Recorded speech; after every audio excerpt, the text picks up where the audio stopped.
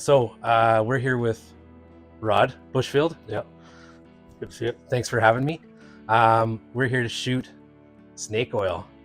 It's going to be in the magazine. Super excited. If you remember the 37 Ford from one of our previous issues, that was also built by Rod, and I think we did mention him in the article and stuff. And Sure. beautiful, beautiful car. So when he reached out and said he also had this one, we were stoked to come in and shoot it for the magazine, and we figure we might as well do a YouTube feature for you as well. So yeah, tell us a little bit about yourself. I'm a farmer here in southern Alberta. I've been into hot rods since about 2005, 2006. Kind of have time in the winter to build cars, and something I'm passionate about. I'm big on patina. I don't go for shiny paint and that kind of stuff, but I build my cars basically as if they're a really, really super well done painted hot rod. I just don't go for the super high dollar paint jobs. Yeah. I'm a big patina guy myself too. So tell us a little bit about this project. This here is a 1936 Ford pickup. Originally came out of Washington State, I believe. It's always been a pickup. It's not like a 2-ton that's been converted. The guy I bought it from, it was a project. It only lives about 5 minutes from me, so it was we kind of both knew each other, kind of. So I went over and had a look at it, and I know his work. The guy's name is Tim Williams. He's won the big award at the World of Wheels here in Calgary. So I knew whatever he had done was good. He had been collecting parts for it for 10 years. He had some really good parts, and we made a deal, and he brought it over here, and it took me about 5-6 months to complete. Like I say, a lot of the hard stuff had been done, but I mean, when I got it, everything was held on with one bolt. Nothing had been welded. It was all just tack welded. I did have to rework some things. His original plan was to have it on air, right? And he had the back set up pretty good, but the front he did not kind of look at, and he had a dropped axle, transverse spring. There was not room to put air in it the way he had envisioned. I would have had to cut the whole cross member out, weld in a Mustang 2. So then your $3,000 landed for even the cheapest Mustang 2 kit. So I decided, why undo all his work? So I just made it into a static drop. Yeah. Kind of old school hot rod. It's got transverse springs and the original trailing arms, and right. We can get it up on the hoist after and have a look underneath. Yeah, that'd be awesome. Yeah. Tell us a little bit about some of the other projects you've built. I've had several magazine articles here and there, mostly with Rods and Car Culture Deluxe. I've had a Model A 2-door sedan, 1928. I've had a 3031 Model A Ford. I had a 36 low cab GMC or Maple Leaf in Canada pickup. I had a 65 C10 slammed on air, big wheels, and the 37 Ford that you filmed. Nice. And then he's also got this beautiful square body. Yeah, I've got the not daily driver, but it's a driver quality long box C10. I thought maybe I might want to haul my dirt bikes around, so yeah, I decided to go for a long box because everybody wants a short box now. It's like having a 4-door hot rod. It is. You know, it's funny. I'm a sucker for 4 doors on cars and long boxes on trucks, and I know that's the complete opposite of what the trends are out there. But enough guys keep shortening these. I know we're going to run out of them. Yeah, yeah. Save the long boxes for sure.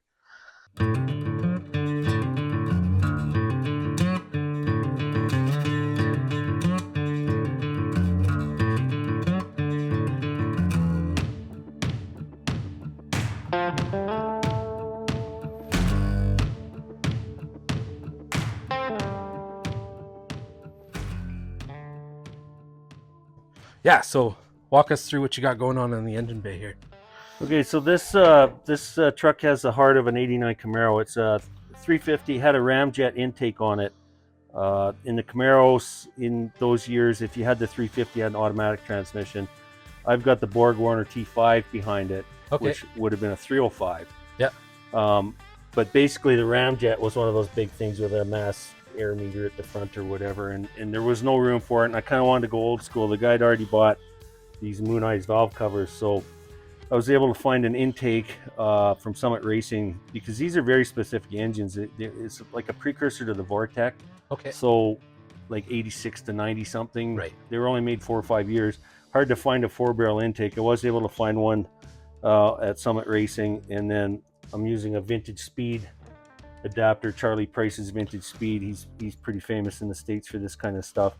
And then I went to 2 Rochester 2G carburetors. So these would have originally had one carb on like a 67 Chev with a whatever 305 or whatever, like a pickup truck. Yeah. And then I had this Elco progressive linkage sitting on the shelf for about 20 years. They're not even in business anymore. I think you'd have to go to Vintage Speed to get one. But basically, 90% of the time, the engine's running on the back carb. Only when you kick it wide open does the front carb come in, and it's progressive, so you can adjust it how fast that comes in. Yeah. And it runs great. I mean, they're great little carburetors. I had a guy up in Stony Plain rebuild them for me. Like, they're getting hard to find too. Like, used to be able to go to a parts store and just order one off the shelf, and like those cores are gone. So he had to source me a couple cores and then rebuild them. I went to like a Patronic style distributor instead of the big HEI cap that would have been on there. It might have been something different with that different injection, but yeah, I had to go with a kit to relocate the alternator high. There's not much room in the front of these hot rods. I had to put the fans on the front of the rad. Right. But he didn't have to cut the firewall. Like, I mean, you could set them back, but that's a whole bunch of extra work, and then you lose leg room. Yeah, these cabs are already pretty tight. So, and then it's got 1935 hood sides and grill. Okay. Just what he had. 36, this would have been up here. Yeah. So this might be a good opportunity to talk about the snake oil. Well, I mean, the reason I call it snake oil is the paint job. It's patina. I think it looks like certain light outside. It looks like bare metal, and I decided, you know, I love naming something, right? So I figured that was pretty good because the paint is kind of snake oil. Yeah, so. Yeah, that's awesome. This is just a bottle. I found it in the dump and made a label for it. That's cool. Yeah, and it does work. I mean, you can see the coolant going in and out of it. Yeah. That's awesome. Yeah, the paint job on here is awesome. It just, the texture and stuff in there, and yeah. Yeah, and if you want to see how I did this, go to my very first video. He'll probably give you a link to my stuff. Yeah, we'll link it up right above right now here. I showed exactly how I did it. You can do it on your own project. Pick a different color or whatever you like.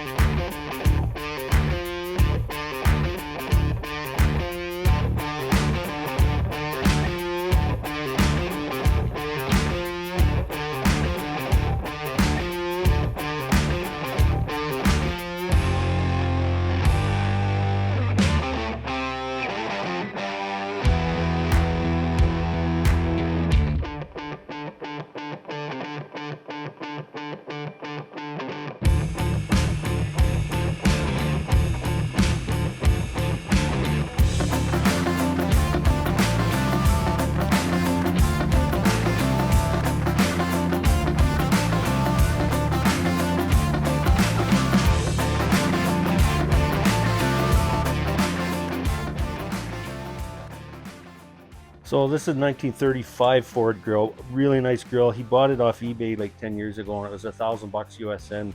You couldn't touch buying that for $1,800 or $2,000 now, so it's a super good find. When I bought this truck, he already had all this kind of stuff, original trim and some aftermarket stuff. One good score I did find, he had like the I don't know, they're like the King Bee style headlights for it with the Buck Rogers light. Turn signal on top. Yeah, I'm not a fan of those, so I went on eBay, found some original 35 to 37, I believe, Ford pots, proper truck pots, and I bought this kit from Bob Drake. So you don't have a big ugly turn signal hanging out. Yeah, but they work great. Nobody's going to miss you turning right there. Yeah, those are nice and bright. That's awesome. All right, yeah. So tell us about the box here. Box was in pretty good shape. The truck did come with new stake pockets, so I had to weld a lot of stuff and straighten stuff out. The front panel's new. The tailgate's actually new, but it's 37 Ford style. Okay. The hinges were different. The wood came out of an old fence I had where about 10 years ago I took that fence down, and the patina on it's great, and I thought, well, I better store that. So I didn't know what the heck I was going to do with it, but sometimes you store stuff 10 years and you actually need it, and sometimes you store it and throw it out a week before you need it. Exactly. Yeah, no, the wood in there looks fantastic. Yeah. And the tailgate is functional. It goes up and down when the chains hold it. Nice. So the interior is done by Steve Ottens. He's Old Iron Customs out in Strathmore, just east of Strathmore. He does really good work for decent prices. Like I said, with the wheels, I wanted to tie the interior in because, you know, it was just, what else are you going to do? So we went with the pleated look, which is kind of like an old school. I didn't want nothing too fancy. Um, Steering wheel's a banjo style, kind of aftermarket. The steering column was actually made by the guy that I bought the truck from. He was a machinist with the university, and he water jetted that column drop and hand makes these. So you get rid of the, Wow. you know, the Prindle thing, Yeah. and makes them tilt. Wow. That's impressive. And he water jetted out the gauge cluster. So, you know, he's a really talented guy. When I looked at this thing, I thought, man, there's so much work already done. Like, it's going to be a slam dunk. I don't know why he decided not to finish building it. I think he's working on like a 67 Chev short box fleet side small window project. Yeah. And I think this was going to free up some money for him, or maybe he was just had lost interest. I don't know, but yeah, it's got the Borg Warner T5. He put what was it, S10 shifter on it. Okay. Just to get it up higher. And then yeah, the brake pedal and clutch pedal were already kind of tacked in underneath. They were like a chassis engineering kit for 35 to 40 Ford frames. Mm-hmm.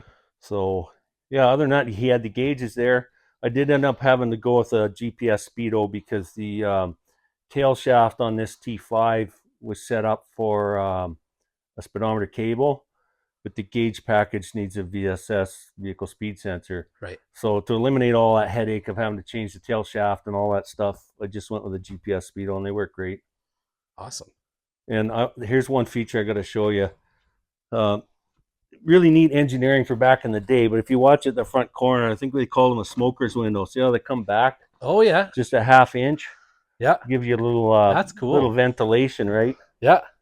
Wow. Amazing technology. It took me forever to get these window regulators to work. I spent a day on each door to get them to go up and down like that. Of course, it's all new glass. Yeah. But I had original glass. The guy at the glass shop couldn't believe it because there was still the original like PPG glass etchings on the front windshield and the one driver's door. So he made patterns from them because it was like, when am I going to see this again? Yeah. You know, yeah, no doubt.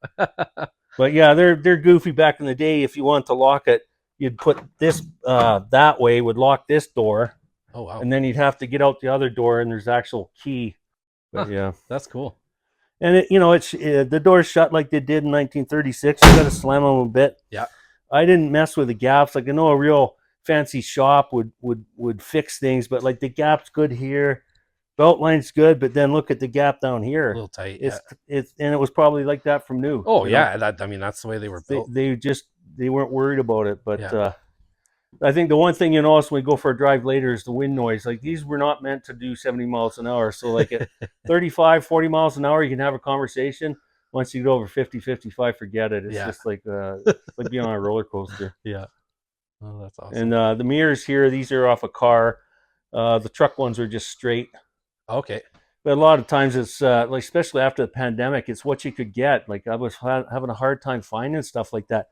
That headlight kit, it took me 3 months to find that kit. Yeah. And it's just, nobody had them, and they're out of stock. Nothing's coming from China, because that's where a lot of that aftermarket stuff is built, in China.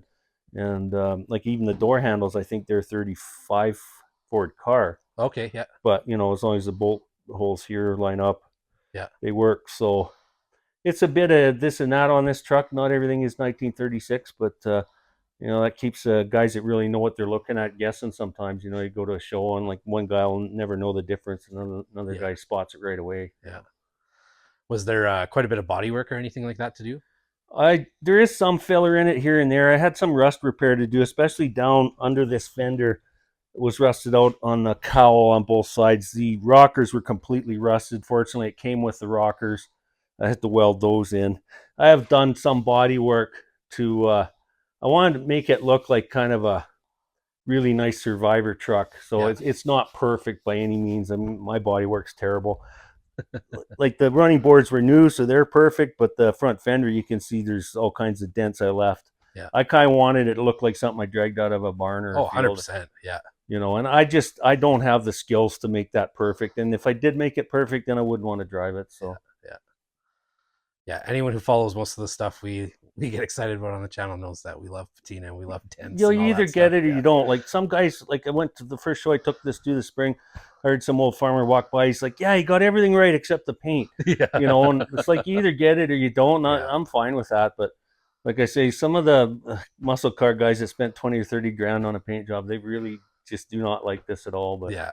people that come into a show that are maybe just locals or they're just driving by and they see it, they always have really positive reaction to it because it looks like something you could do at home and not something Exactly. you're going to get mega money tied up in. Because Exactly. personally, you don't get the money out of a paint job. Yeah. You know. Yeah, and it's something you can drive to the grocery store or into town to grab dinner and the or more whatever. rock You're not chip, worried about taking a rock or the more rock chips you get or bug splatter, it's just more authentic, right? Exactly. And somebody could always strip it later on and make it perfect. You know, if I sell it someday or whatever. It's not ruined. If anything, it's just for now it's protected because when I got it, it had been completely sandblasted. Yeah. And it was starting to surface rust just from humidity and stuff. So yeah. But yeah, these old cabs are thick. Like you don't just tap a dent out. Like exactly. It's real metal. It's not like what you get today. Yeah.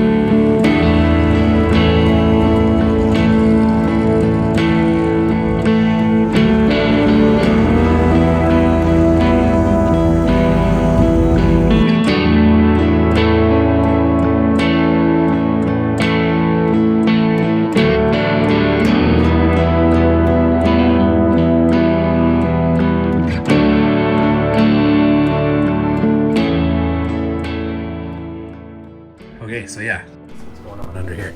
So it's the original cross member, the original 36 Ford frame. It's been boxed. I had to take a bunch of leaves out to get the stance I wanted. I built some blocks to simulate leaves up inside there, so there's probably a stack of plate steel up in there to make up the space of the springs I took out. It's got a 4-inch dropped axle. It's got the Speedway style disc brakes, dropped steering arms, and then he had this 525 GM 525 steering box here. So it's set up like a Vega box would be on most hot rods. I did have to put a bend. I don't like putting bends and stuff, but I had to put a bend in this drag link to clear the pan. Right. When I got it and we first threw it on the hoist, there was no exhaust here or anything. And I got under here and he was talking about airbags here, and I don't know what he was envisioning. Like he was building it on the floor, so I don't think he had the same perspective, but that's when I kind of decided air ride wasn't going to happen. Otherwise, the only way that would have happened on this car is to put a Mustang 2 style. Yeah, you would have been able to get not safely. Yeah, an airbag in there. You know, even if you built it off here, I mean, it's just, yeah. I'm not going to build something unsafe. I thought about doing a sleeve bag outside, but then when you turned the tire, it would hit it. It could be safety. So I decided, let's just do an old school static drop. It's got the transverse spring like it would have had, and like what a lot of hot rods have. I ended up having to put quite a bend in this exhaust pipe so the pitman arm can do what it needs to do. So I went with a little smaller exhaust, 2 1/4, but I don't think it's really hurt the performance. Some of these Chevys like a bit of back pressure. I did go with a new mini starter. Basically, this engine is just was a used engine out of an IROC, so I put a new timing set in it, front, rear, main seals. I did the valve stem seals, and I did a compression test on it. It looked pretty decent, so I just took a chance on it. The bell housing's out of his 86 C10. He bought an 86 C10 brand new with a 3 on the tree, and he made it the bell housing to this Borg Warner T5, which would have come out of the Camaro donor car. Clutch is out of a 2004 Pontiac GTO, I believe. It was really hard to find a clutch for it. I ended up going with a stock 86 C10 Slave here to run the clutch. And then this is, I believe, a chassis engineering kit. It's meant to go on the stock cross member for a 35 to 40 Ford frame. Like the cars and trucks were all the same. Yeah. This kit here is also a chassis engineering kit that basically these trailing arms would have gone to a ball originally up in here. Right. And then he split the trailing arms, and then this is part of that kit you weld in. So this plate comes down. I don't know if I got enough room if I ever had to get the trans out. Hopefully I don't ever have to find out, but yeah, good use stuff. When I started it smoked a bit for a little bit. You know, I've been sitting on the floor for 10 or 15 years. So the one complicating factor with this Pitman arm and where I had to put the exhaust pipe was I had to go with this remote oil filter kit. There was just no way I could get an oil filter in and out of there. Right. But this is all underfloor mount, master cylinder and clutch master, and they work really well. I did put a e-brake kit in it, kind of a low car knockoff. This vehicle already had registration as an antique, so I didn't have to go through the out of province, but I put everything in as if I had to pass it. Right. Because I don't mess around. I'd have a drive shaft made. He had this, it's a Curry rear end. It's really expensive rear end. He had custom made to the right width. But he just had like a junky old center section out of a junkyard. So I ended up getting this, it's a 355 Posi, I believe. It's a stock Ford rebuilt center section 9-inch with the Posi in it. What makes this kind of a really old school build is he's got the original rear cross member. He originally had a reverse eye spring made to get it that inch and a half lower when it was set up on bags. He had bag mounts here, and they actually worked quite well. But when I decided to go back to just a static drop kind of stock style, I actually had a 40 Ford spring pack from a frame I had years ago I'd been storing. So I ended up putting that in and taking quite a few leaves that I took out of the front end. I put in the back end here to get the stance I wanted. But as you see, like he's done some interesting stuff, like the axle or the diff will actually pivot on this point. So as the truck moves, the pinion angle, almost like a 4-link, stays the same. Okay. So a lot of interesting engineering he'd done that I wasn't going to undo. I had to mount the shocks. They weren't mounted yet. And I built the exhaust myself. I used glass packs just for space savings because it is pretty low. Like with all what's going on up there, it's pretty hard to run the exhaust through the frame, especially with the clutch and master cylinder on the other side. Like it's right. I had to run them low, and I was thinking these were going to be loud, but they sound great. They don't drone or anything. It came with a brand new tank sink tank, which is 2 gallons bigger than the stock tank would have been. And I ended up that was the other thing. I had to go with this electric fuel pump here because of that. A generation of engine does not have a fuel pump cam to run a mechanical pump. I don't like electric fuel pumps, so I didn't really have a choice on this one. Battery I've got hidden under the seat. There's the battery tray here. I used a gel cell battery because it's an enclosed space. Okay. But yeah, he did put a little bend in these because you can't change the angle here. Yeah. So he did put a little bend in here, but it all works great, drives great. I mean, you can't bottom it out. It's one of those trade-offs when you get the stance you want. Maybe you can't hit a railway track at 50 mile an hour. You know, you gotta drive it gingerly over rough stuff. But as far as out on the road, it works great. The only thing I did notice with this old style transverse spring in the shackles, if you go around a corner hard, you can feel these move. Like it doesn't feel like a race car. Like you feel like, nah, I better back out of that, you know. So there's always trade-offs. When, like, what he told me is he kind of designed this for guys that look under cars, and I understand what he's saying. 99% people don't care, but it is kind of interesting to, like, this isn't a ham. Like, I'm not trying to make some period correct car, but there is a lot of old school touches under here. Yeah. but money spent where money should be spent, like a really good axle, proper width, you know. And what else to tell you? Yeah, it's Frames boxed. beautiful. A lot of these old original frames are just so twisted up. I mean, you can buy a TCI frame that's perfect, but 15, 20 grand US by the time you get it here. Yeah, yeah, You know? yeah, 100%. Yeah.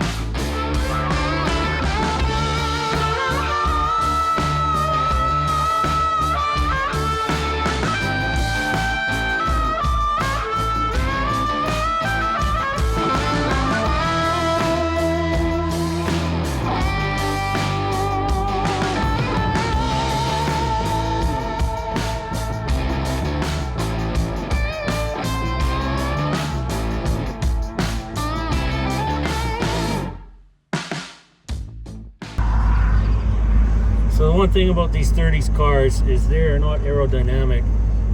When you get over about 40 mile an hour, you're not going to be able to hear nothing but wind noise. I'm just warning you in advance. So we're going to pull through the gears here. She goes pretty good. Imagine your 89 IROC, your 89 Mustang.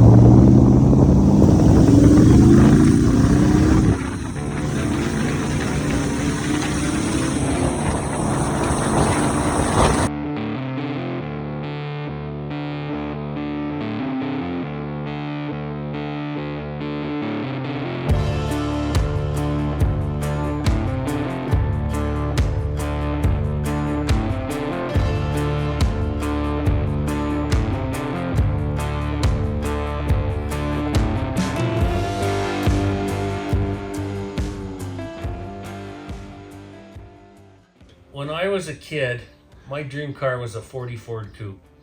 And when I was about 12 years old, maybe 11, a 40 Ford Coupe and sedan popped up on then the bargain finder. It was like you had to go get a paper every Thursday. So Dad and I went down there, and he bought these two cars, and I was hyped up. Like, even when I was in grade school, like a 38 Chev Coupe was my dream car. I don't know why. Anyway, his idea was to get a 1977 Ford LTD to plop these bodies on, which is, you know, feet too wide for a car like that. It just was not, I did not have skills. I had no money at that time. Yeah. Dad, like, if I'm busy in the summer, he was 10 times busier. Just a workaholic that way. So I never really got to finish those. At some point they got sold. I did track them down about 15 years ago, but the guy would not sell them. The coupe was, it was missing a door, and the firewall had been hacked like it was a circle track car. Yeah. But it didn't matter. The guy didn't want to sell it, so I don't have that itch anymore to have that particular car. Yeah. You know, anything in the 30s for Ford, you kind of get the same feel for it. But fat fender cars, they're a lot of work. You know? Yeah. And I was a licensed mechanic for several years. Like after I was out of high school, I apprenticed as a diesel mechanic. Okay. And I got my ticket when I was 21, but it wasn't for me. I did have a job with the city of Calgary, pretty good job, but they were cutting back and I wasn't permanent, so I didn't stay on there. And in 93 there was a recession and it wasn't so easy to go get a job, so I came home farming, helping Dad for that summer, and he bought this place and I've never left. And I wouldn't want to go back to being a mechanic, especially at my age. Like my body just wouldn't take 40 hours a week at it. Yeah, but it certainly has come in handy building this stuff. Right, yeah.